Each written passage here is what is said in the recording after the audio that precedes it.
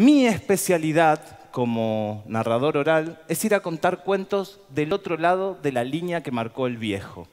Yo cuento mitos, leyendas, relatos, anécdotas, historias en cárceles, en villas, en hospitales, en basurales, pero también lo hago en escuelas, en bares y en teatros. Y cuando cuento cuentos, recibo respuestas, observo transformaciones.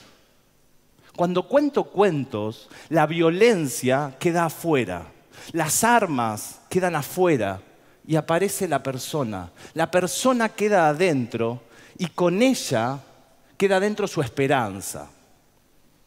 La unidad número 48 es una cárcel de máxima seguridad. Ahí adentro funciona una universidad, la Universidad Nacional de San Martín. Y en ese contexto yo coordino un taller para inventar y para contar historias. Este es un ejemplo de cómo la esperanza queda adentro. Yo soy Martín Horacio Bustamante, estoy en la unidad 48 de acá de San Martín. Y bueno, me encontré con esto que me pareció maravilloso, ¿no? Porque dije, me puse a pensar quién me contó un cuento a mí. Y me pregunté si yo le conté algún cuento a mis hijos, y yo no le conté ningún cuento a mis hijos. Y no sé, me generó algo dentro que no puedo expresarlo con palabras, es algo que no se puede expresar. Y le conté un cuento a mi hija. Como te conté, vino a visitar a mi hija y le conté un cuento a mi hija que... Vos sabés que no me olvido nunca más la cara con que me miraba, no, creo que quedó grabadísimo. Viste que hay momentos que vos con tus hijos buscás esos momentos, esas caras, esas muecas, que se te graben, las fotos que se te graben.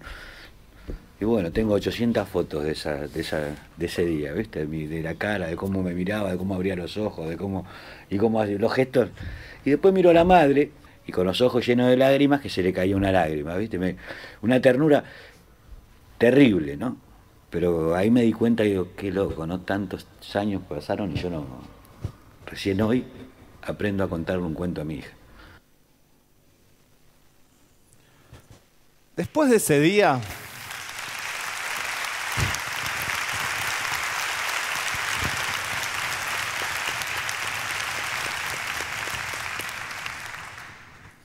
Después de ese día, Martín volvió a su celda después de la visita.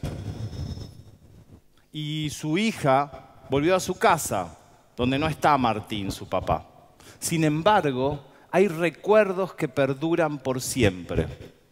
Yo no sé si la vida de Martín va a cambiar contundentemente o no, pero ese instante fue reparador. El arte une y repara. Y la narración oral es un arte antiguo. Es como dar una puntada con aguja e hilo.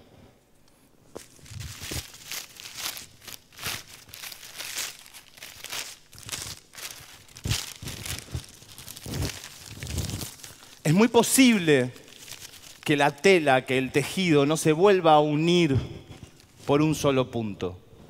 Pero si cada uno de nosotros fuera del otro lado de la línea y diera una puntada, el tejido social se vuelve a unir.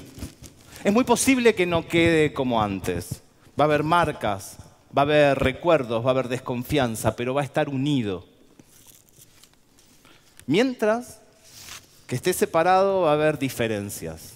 Y las diferencias generan violencia. Y el sistema responde a esa violencia con más violencia, multiplicándola, replicándola. Narrar y escuchar historias es reparador. Las historias nos tienden puentes, lazos, de forma amable. Las historias desde hace miles de años nos enseñan, nos muestran que la vida se puede manejar de diferentes formas frente a una misma situación. Los cuentos nos devuelven la esperanza en porciones pequeñas, porciones fáciles de administrar. Y es algo que cualquiera de nosotros puede hacer, porque es parte de nuestra humanidad. Además, quiero decirles algo sobre esta tecnología y sobre el miedo. Hace unos minutos, cuando llegué aquí, y abrí la silla, o cuando la abro en una cárcel o la abro en una escuela, yo no sé para qué va a terminar usándose. Si para escucharnos o para golpearnos. Pero eso de no saber lo que va a pasar, eso no es el miedo. El miedo es no animarse a abrir la silla en ningún lado. Eso es el miedo. Gracias.